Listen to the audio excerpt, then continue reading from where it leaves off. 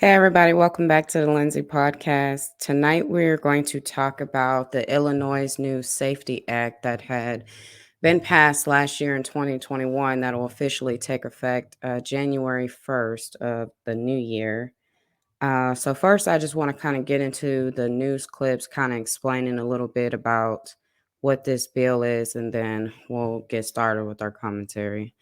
So, let me just play this video for you here. January 1st in Illinois is set to eliminate the cash bail system, but Southern Illinois lawmakers and law enforcement say it could make communities more dangerous. Colin Bailey reports. I believe the elimination of cash bail, particularly as it's written in the Safety Act, will reduce public safety and lead to more crime, particularly violent crime in Illinois. Former state's attorney and current 118th District State Representative Patrick Windhorst tells me he voted against this bill when it came about. Windhorst says he was one of the leading voices against the Illinois Safety Act, legislation aimed at overhauling the state's criminal justice system. I know in talking with prosecutors and law enforcement officers, they're really concerned that the public is going to point the finger at them and say, okay, why aren't you doing more about these offenses? And with this major change in the law beginning January 1st, a lot of their ability to do their jobs has been restrained. And like Windhorst says, local officers like the Johnson County Sheriff agree with Windhorst. Anyone sitting in jail right now with all these pending charges, they're going to be let out. The gates are open and they're going to be let out in the streets. The bill passed with the support of upstate lawmakers. Proponents of the law say it's wrong to keep people locked up simply because they can't afford bail. According to Johnson County Sheriff Peter Sobchak, fewer suspects will end up going to jail. Only suspects involved in specific deadly threats could be held. So it's really taking the hands out of the police even arresting people. We're going to end up calling someone saying, can we arrest them? Just because of liability, if you take someone into custody and it doesn't meet all the criteria, well, then you could get in trouble. Sobchak isn't clear on how the law will be implemented. Representative Windhorst lists the offenses that won't involve detention before going to trial. So there are a whole list of violent crimes: burglary, robbery, arson, kidnapping, almost all drug offenses. We've all even drug distribution, DUI offenses, even DUI offenses involving fatality that do not qualify for detention under Illinois Safety Act. To me, that's going to mean a lot of individuals are committing crimes and being released, if not immediately, within a couple days. In Southern Illinois, Colin Bailey, Local Now, Heartland News. Illinois is the first state in the country to abolish cash bail. Wow. Yeah. I don't think that's a good idea at all. I don't. It's like, okay, I get if there's a certain situation to why they feel that would be necessary. Them talking about people sitting in jail that can't afford bail, so they sit there for months waiting for a trial. I think they didn't think it through. I mean, there's a difference between someone stealing a TV from Walmart and being in jail versus someone who, kills somebody and is awarded bail. And if they can make it, they can get out. Or, well, because they can't make it, let's let them get out so they don't have to sit here too long and then just wait for a trial. I don't think that's a smart idea. I think that's waiting for something to backfire. And I think that's going to happen. Honestly, I do. Right, I agree. So many things to factor in with that. I mean, you're just allowing, these individuals back out. It does jeopardize the safety of many, especially those who probably been in for, like house burglary, carjackings, or those things, that took place. You have not even a solution when you're putting them back out. I'm not saying that some of those individuals would probably have a changed mindset, would look at it as an opportunity to do better. But some of them going to, remain the same, especially if they have no outlet. And if you're going to do something like that, at least create some type of program or something to rehabilitate them. than to just put them back out on the There is no streets into the rehabilitation community. in this country, though. That's one of the reasons why we have mass incarceration rates and repeated Absolutely. offenders. There's no such thing. Yes, they call it corrections rehabilitation center, but that's the thing about it. There's corrections, but is there really rehabilitation? No. And that's why you have a high number of repeated offenders, especially when they start out young, 17, 18 years old, being charged as an adult, they go into prison. They are very likely to be right back in prison before they're 30 years old, depending on the sentence. They're not rehabilitating any individual that goes into those systems. They just don't. So the fact is that they're trying to eliminate a cash bail and then making it seem as, oh, well, we care about those that live in poverty, like they just can't afford to make bail. Y'all been knowing this stuff for years. What is different now? I feel like this is a mere agenda to push for something else. But the problem is people of no color are afraid of this situation, because even I can see this, that yes, it may mostly affect poor people in ghettos or whatever you may want to call them, the lower income housing projects, things like that, where you're going to see a number of these situations happen. You got to think about it. It's high domestic violence cases that take place in low income housing areas, burglaries, homicide, drug deals, all things like that that don't really happen in suburban areas. But when you make it seem like, oh, it's a stamp of approval, I mean, like I said, I feel like the guys in jail right now are waiting for Christmas to get here, because they know 5 days later, okay, all I got to do is count down to midnight. And then by 5:30, 6 o'clock in the morning, I'm going to walk up out of here.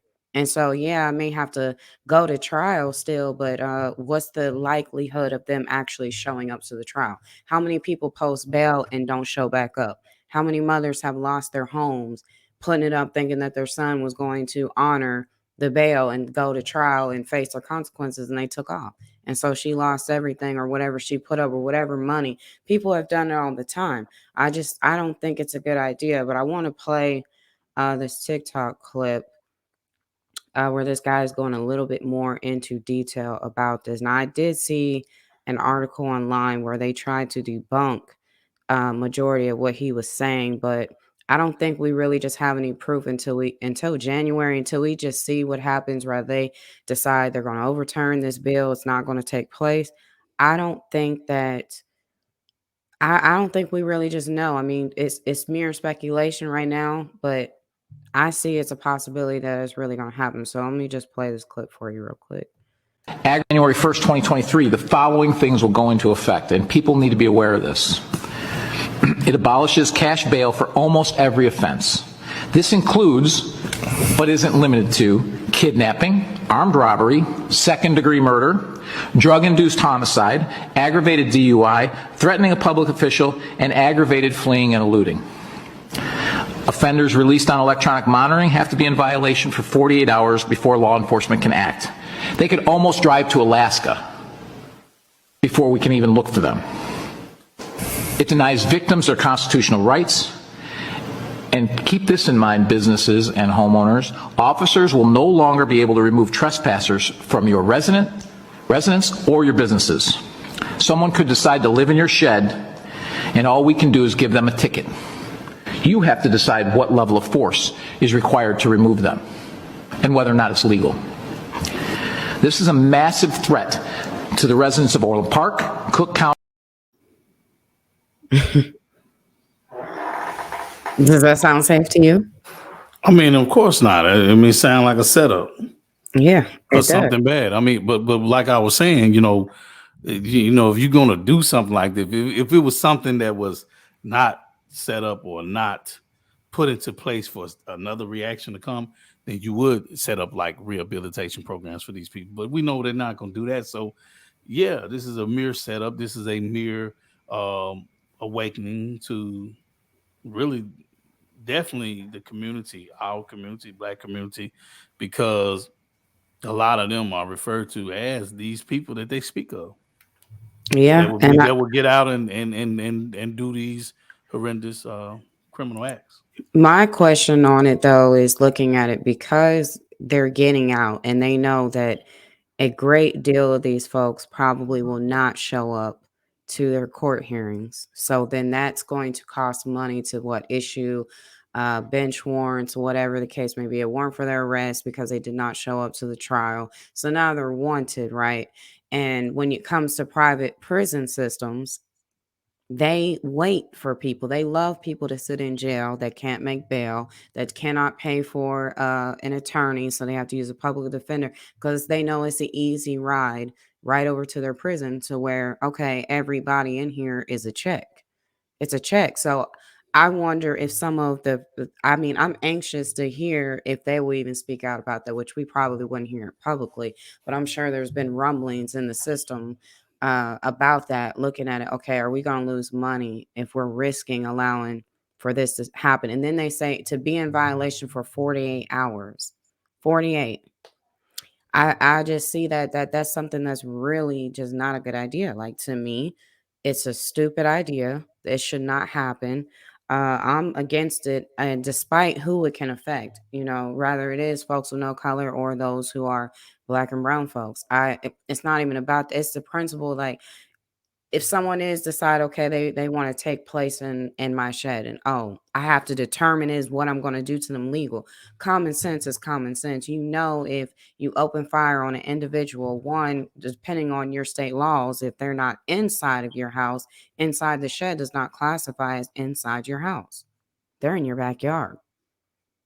So, I mean, come on now. What are they going to do? Sit up there and say, pretty please, can you leave? Can you not stay here even though you got a ticket? That's not going to work. But I also feel it's going to aggravate police officers as well, because if they're not allowed to arrest them, what do we think is really going to happen? It's going to be chaos. And Illinois is already chaos. Like, Yeah, but do you think this thing gonna spread? I see a few states following suit. They always do. Most of the time when they do certain things, you see another state will piggyback off of what they did. If it goes through, I do see other I states think it's doing gonna plague this whole country.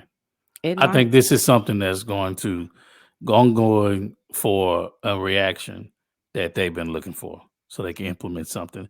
It's like too many other things try to happen, and people not falling for it. So this right here will really do, because one thing people hate is their safety to be put in jeopardy.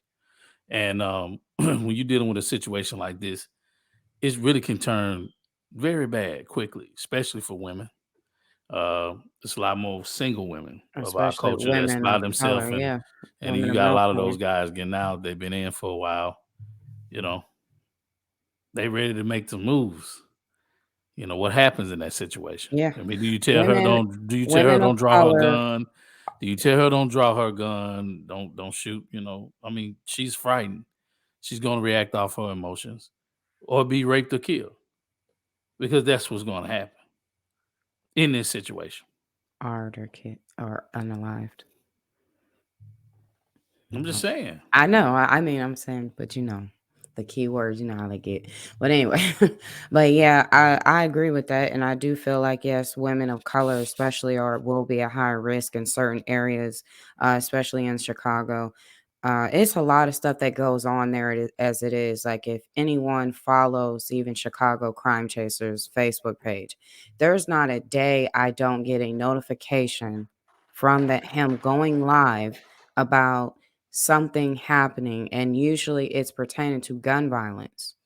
Just yesterday, it was, what was it, 4 p.m., and there was a 14-year-old who was shot in the face in critical condition. 14-year-old girl. And now I don't know if she survived or not. I didn't see an update, and I didn't check for one. But I mean, it's every single day. There's usually several notifications. I mean, this guy, that's what he does for a living. He goes around and follows the crime that goes on in the city. Honestly, I feel like, the news people. But the reason I think that Chicago shouldn't do it is because those police are already overly worked and overly stressed. Just from the event that the teenagers supposedly set up every year, I think, like, right when school is letting out, like right at the beginning of summer, where everyone meets up and the gangs show up, the teenagers show up.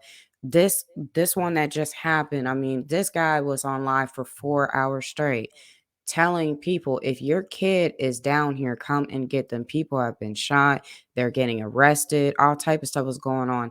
And I mean, in nightfall had came, you still had teenagers running amok. And I mean, he walked up like on the police officers who were down there, and if you just looked at their face, you could just tell like they were stressed. They were stressed the hell out, which I would be too. I mean, it's chaos. So it's like, kind of in a sense, you kind of back the police into a corner. It's only so much, you running up on me, y'all attacking the police because them kids was down there doing that too.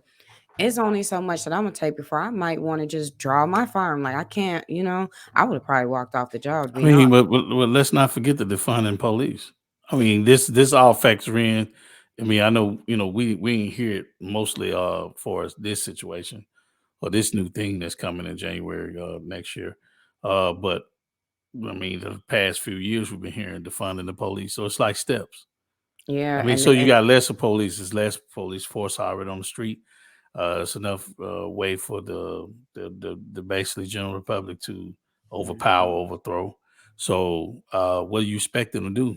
Now they giving more power to people, the yeah, civilians, they're gonna right, take advantage of it, and it's going to which backfire. going to bring in stronger forces.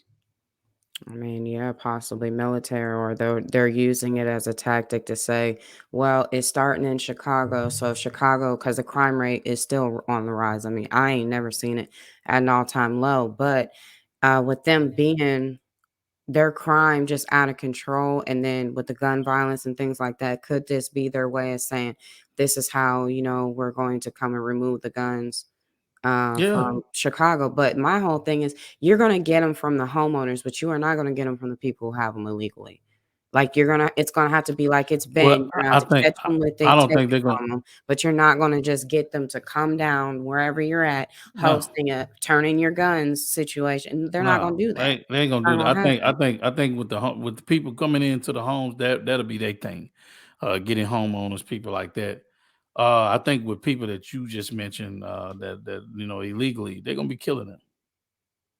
They'll be shooting them down. I can see that happening. Like they're gonna apply force. I would just say that. I ain't gonna say the killing. I just say Who's going to force apply will be for it? You applied. saying the police officers? No, when they bring in people like the military, because you think they're not ready. You can't Well, leave I out. You mean, can't yeah, that's factor a in. different story with them, because Like that's already said to be done if that was to take place. They're yeah, you not got gonna be knocking on your door nicely, waiting on you to answer. If they right. feel, look, we need to enter in here, they're just gonna come in You unannounced. got It doesn't matter. places like what home. You got Homeland Security. People just totally look over that. Like they here now. They prepared for I anything. mean, yeah, because that's their position, to be prepared for certain Now, when you things. bring in the military, that's a whole nother special unit. But I do believe that's into play for things like for what you say, like for the ones with the illegal firearms and stuff that pose a threat. Yeah, Pretty much. I'm gonna play this final clip that I have, this news clip, and then we can finish this up. A new state law that takes effect in January is spurring pushback from law enforcement and causing a stir on social media. It's called the SAFET-ACT, and it's aimed at reforming the state's cash bail system. Tia back now with more on exactly what it will do. Well, Natalie and Corey, there's a lot of confusion and possible disinformation out there, but one thing is for certain, change is coming. New Year's Day, Illinois will become the first state in the country to eliminate cash bail. Those that support the SAFET-ACT says cash bail criminalizes poverty, fuels mass incarceration, and disproportionately impacts communities of color. You've been denied a bond because you're dangerous, which is good. Let's deny dangerous people bonds. But if they have a bond, we're saying you're not dangerous. We're just going to keep you in jail because you're poor. DuPage County State's Attorney Robert Berlin says he supports bail reform. You want the right people in custody. Violent criminals, people charged with violent crimes who are a threat to the public, should remain in custody pending trial. Everybody else has a right to bail. But he's also concerned the controversial law limits who can be arrested and held in jail based on the crime allegedly committed. Judges will not have discretion unless the person is a willful risk of imminent flight. Many members of the law enforcement community are working to have the current law amended. I'm very concerned about an increase in violent crime, but again, I do want to stress there is still time to fix it. Yeah, so I mean, just saying that right there, the police are going to have to be very cautious. I think that's going to cause stress-prone officers in the city. Because I know if I was an officer, yeah, as soon as January 1st hit, I'm on high alert. I'm on high alert because I know I can't arrest you for certain things, and then as the judge, you gotta look at it. Like they have to be very careful how they determine if you can even have a bail or whatnot. So I just feel like if you live in Chicago, check out the laws as far as having a firearm. Learn how to use it. I'll keep on saying this over and over again. It's 2022. I think everybody needs to know how to use a firearm properly and have proper aim. A lot of people just, start pulling triggers. They don't have no aim. Innocent people lose their lives, unfortunately, every year because of this mess. But just as a safety protocol, like you need to be armed, especially if you're living in Chicago. It's already, I mean, I couldn't live in Chicago without doing it. But me personally, I don't think I'd ever move to Chicago. But if I was forced to live there or had to live there, yeah, I'm definitely looking into the laws because I wouldn't say just run out and go get a Saturday night special. Look at your laws so you can protect yourself because you heard what he said. The person who's calling for help and not able to get it, other than they're getting a ticket, it's left up to you to determine what you do if it's legal or not. So if you have no sense of the law, you need to do some research.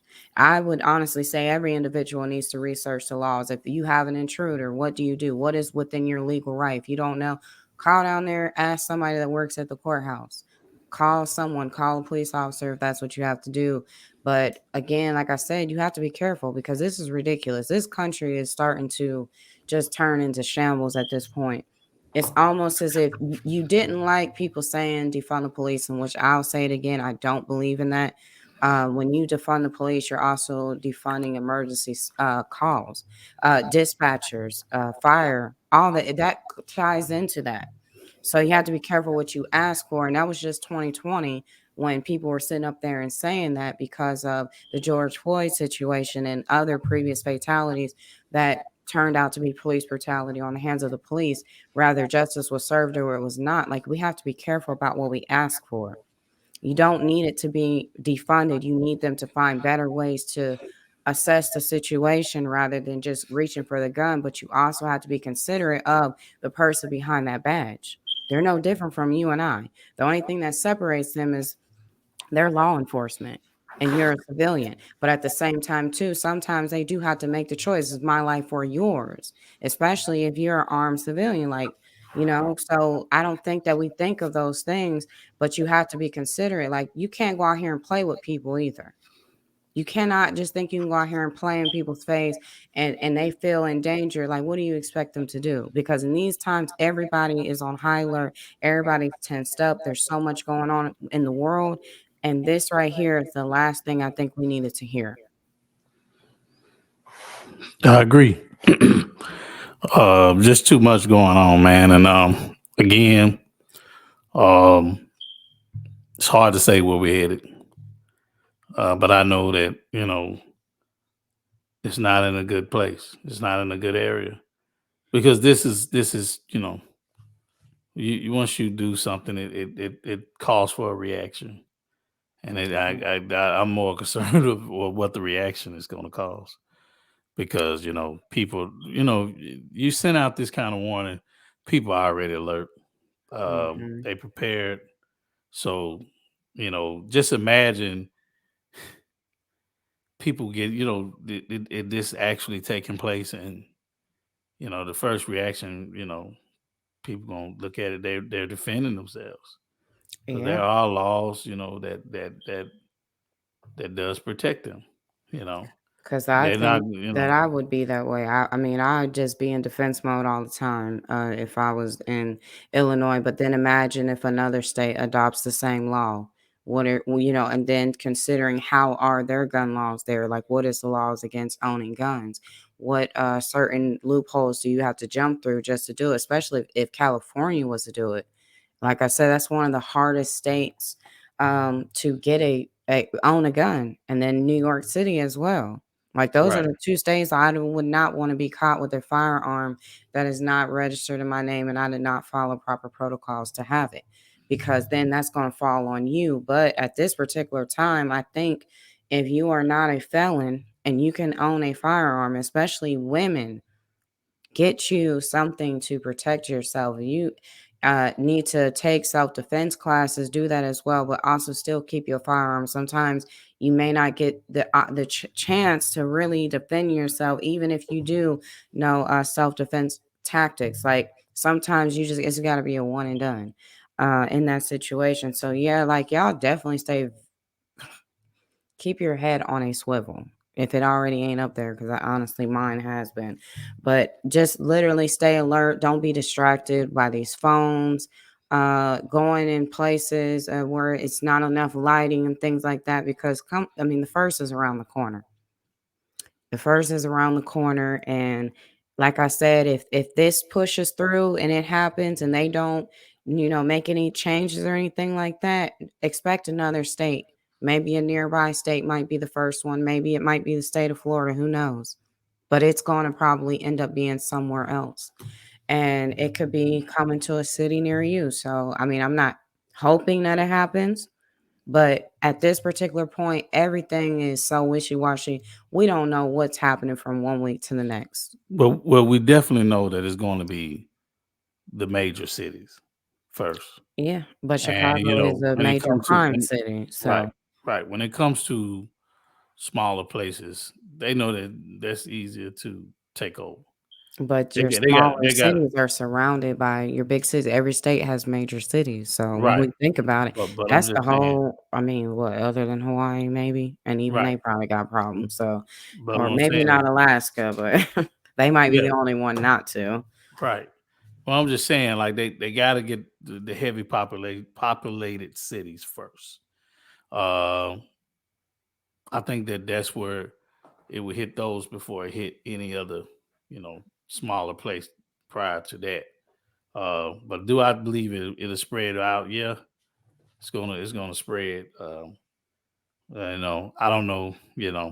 Like I said, it's the reaction really that kind of like you know, it's But gonna be a that's different what I place. said is odd and strange. It's like it was last year, and we're just now hearing it when we're down to the final months of the year. It's like, oh, surprise, just in a couple of months, this is what's going to take place. One county said there's the lot that's going to be released from jail right on the first.